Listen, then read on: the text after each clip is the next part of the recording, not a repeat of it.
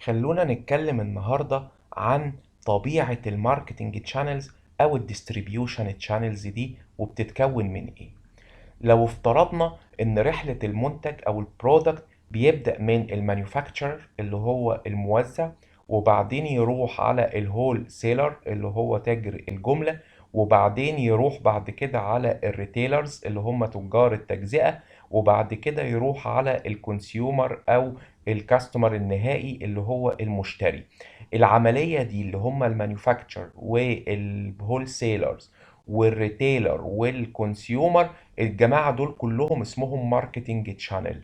ماركتنج تشانل ده وبالتالي هنلاحظ ان سواء البروديوسر او المانيفاكتشر او الكونسيومر فهم جزء من الماركتنج تشانل ده ولا ينفصل عنها. يعني الماركتنج تشانلز مش بس الهول سيلر تاجر الجمله او الريتيلر تاجر التجزئه، لا، الماركتنج تشانل بتبدا من البروديوسر وبتنتهي بالكونسيومر، وكل ممبر من الماركتنج تشانل ده بيسموه تشانل ليفل، مستوى، او بيسموه لاير، طبقه من طبقات الماركتنج تشانل. ومن هنا بيجي تعريف التشانل ليفل، هو عباره عن لاير اوف انترميدياريز اللي هم طبقه من الوسطاء بيعملوا شغل ودور في انه ياخد البرودكت من البروديوسر او المانيفاكتشرر ويوصله للفاينل باير او الكونسيومر.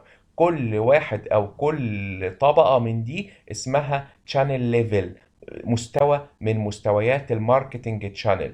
البروديوسر تشانل ليفل، والهول سيلر تشانل ليفل، والريتيلر تشانل ليفل، والكونسيومر تشانل ليفل.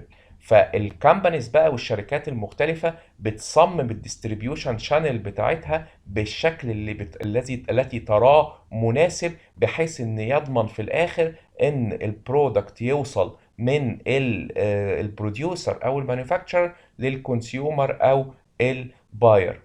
فممكن تلاقي شركات تتعاون او تستعمل الهول سيلر، ممكن شركات ما بتستعملش الهول سيلر خالص تستعمل الريتيلرز او تجار التجزئه على طول، ممكن شركات لا بتستعمل الهول سيلر ولا تجار ولا الريتيلرز وبتتعامل مع الكونسيومرز دايركتلي. فكل دي اشكال من الماركتنج تشانل، وكل ممبر من الماركتنج تشانل بيسموها تشانل ليفل. وهنعرف ان في اشكال من الماركتنج تشانل او تقسيم للماركتنج تشانلز مختلفة. ففي تو مين تايبس للماركتنج تشانل، في حاجة اسمها دايركت ماركتنج تشانلز، وفي نوع تاني اسمه اندايركت ماركتنج تشانلز.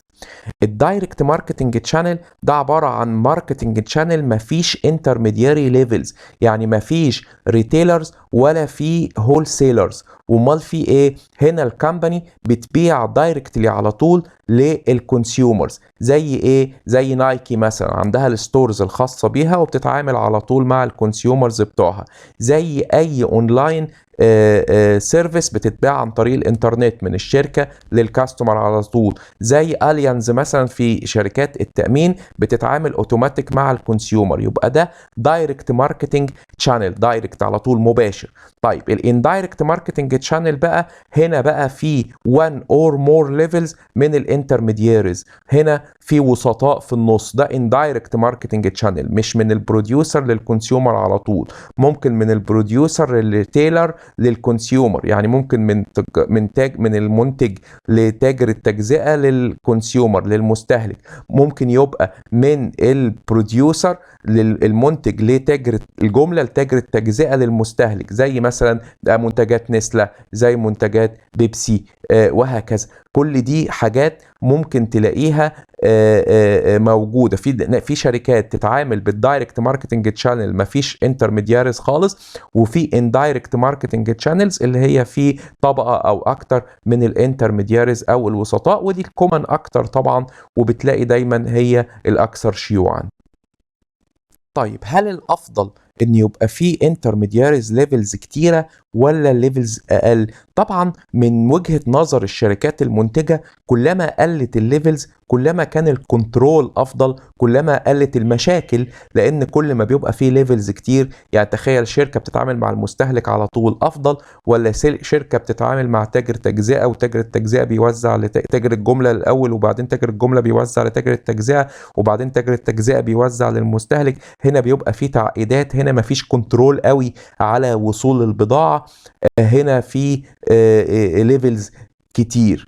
ودايما لما بيبقى في ليفلز بتلاقي من كل ليفل للليفلز اللي تحتيه في فلو، في تدفق لاشياء كتير، في تدفق للمعلومات، في تدفق للفلوس، في تدفق للدعايه، في تدفق للبرودكتس نفسها. هنا بتتدفق من ليفل لليفل، يعني المنتج بيضخ منتجات وفلوس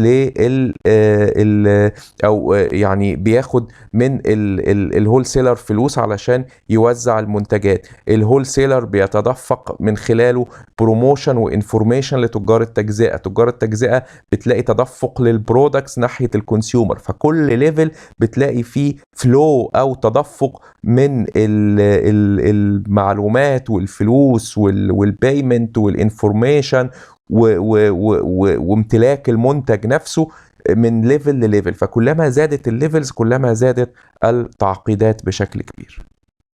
فيديوهات افهم ماركتينج موجودة على يوتيوب وموجودة على لينكد ان.